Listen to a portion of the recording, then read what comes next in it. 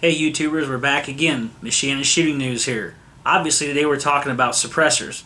The suppressor we're going to look at today is a Tactical Innovations TAC 52.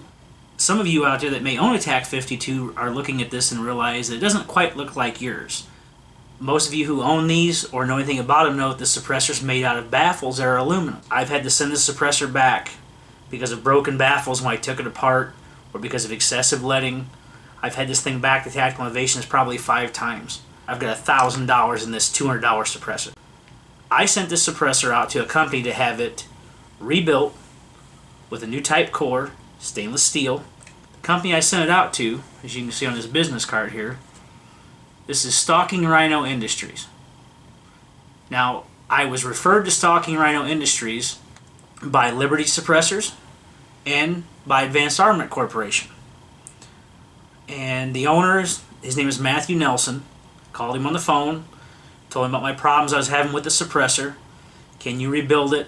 He said yes. We negotiated features and a price, which we're going to talk about how the suppressor was rebuilt. And so I elected to take him up on his service, have the suppressor rebuilt with a new baffle stack, and make it more serviceable so that when I clean this thing, I didn't keep destroying it instead of spending $85 every time I sent it back to Tactical Innovations to have it rebuilt. The suppressor work cost me, with the features I elected to go with, a little under $300. I opted for a little more expensive stuff. On this suppressor, I elected, when I decided to get this rebuilt, instead of having aluminum baffles in here anymore, I decided to go over to stainless steel baffles. On these suppressors, I'll take this apart while we're talking to you about it, they always had a problem of breaking, baffles breaking, hard to come apart, things like that. I gave up, said it was time to do something different.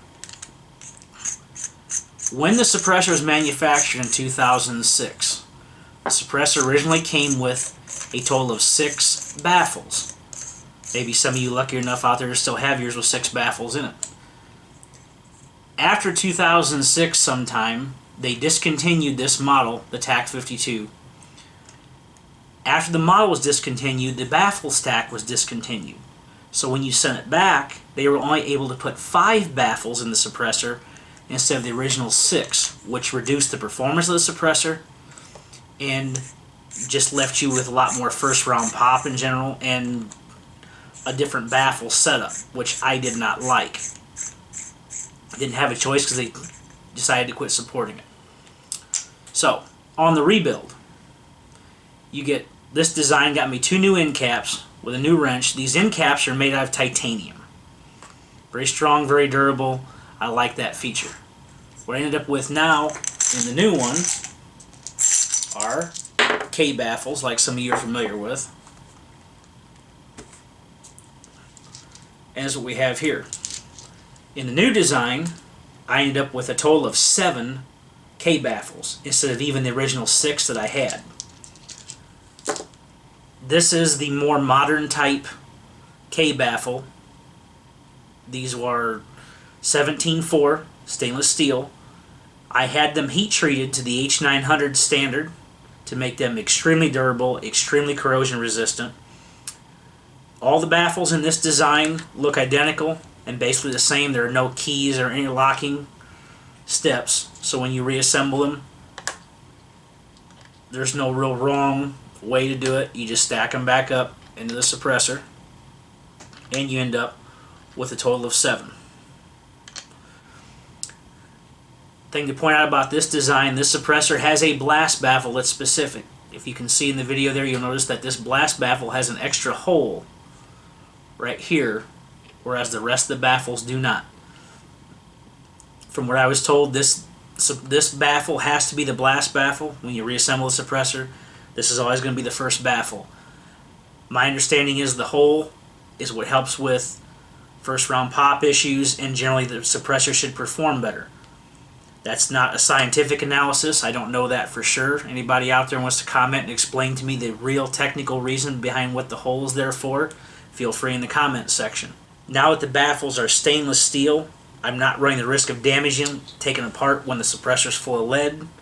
And now they can be cleaned with corrosive solvents because it will not attack the stainless, especially now that it's heat treated, making the process a whole lot simpler. We're going to go out and shoot this thing.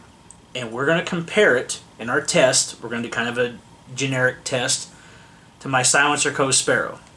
We're going to compare it because with the new design, these K-Baffles is supposed to give you modern industry standard performance that should be better than when the TAC 52 was originally designed. So we're going to take this thing out to the range. We're going to run it on a rifle and a pistol. We're going to give it kind of a decibel test with a basic sound meter. We're going to use a Droid app on a phone. That'll give us for reference only. It will not be a military specification sound test or done with a certified sound meter. It's just reference for you as the user to understand and for us to look at overall. I'm very happy with the quality and the workmanship of these baffles, of the end caps and the work, because one of the other things I had to have done to the suppressor was I had it refinished. The fit and feel of the end caps, the tube, are absolutely excellent. When the suppressor's assembled, the baffles stack in nice and tight, but the beauty of it is they were made with enough tolerance on the top end of the suppressor that the baffles will, even once they get heavily fouled, should not have to be beaten out with a rod or a mallet or something like that, which would always broke the aluminum ones. One thing I got to say is, when I was quoted this job on the phone, I was quoted a 90-day turnaround time because the suppressor had to be researched and developed. It took me a year and 3 months to get this suppressor back from Stalking Rhino Industries. During the year and 3 months that I waited, I communicated with the company's owner. I was told there were many production delays. If you are considering this option, if you are considering jailbreaking or rebuilding, if you want to use Stalking Rhino Industries, it looks like they do top-notch work. They've got good-looking work on their Facebook page. Be warned, if I spend a year and 3 months getting a rebuild done, I don't know what your turnaround time is going to be like. So we're going to get these things together. We'll get them out to the range, get them on some guns, get them shot, and we'll let you know what happens. Alright YouTube, Michigan Shooting News here again. We're at the Shoot to Thrill indoor facility here. We're out today to continue our suppressor test, but we want to let you know that we want to thank them for letting us use their facilities today so we can get this done. We got the Silencerco Sparrow here and our Tactical Innovations rebuild by Stalking Rhino Industries. We're going to take these things onto the indoor range here. We're going to use a Ruger 2245 for our pistol and a Smith & Wesson 1522 for the rifle. We're going to be firing CCI standard velocity ammunition. And we do want to let you know we will be using a sound meter for this test. Please keep in mind the sound readings you will see and get today are for reference only, because this is not a correct sound meter. It's to give you an idea of what to expect in the two suppressors when you hear them fired. First, we're going to test the Silencerco Sparrow on a Ruger 2245. We're using CCI standard velocity ammunition.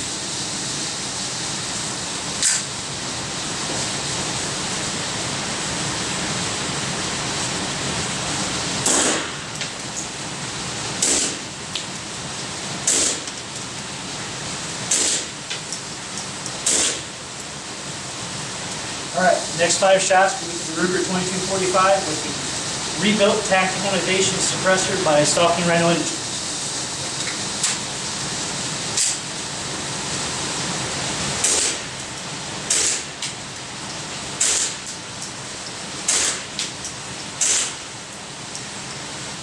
Alright, so now we're going to try the Silencerco Sparrow on this M&P 1522 with CCI standard velocity ammunition.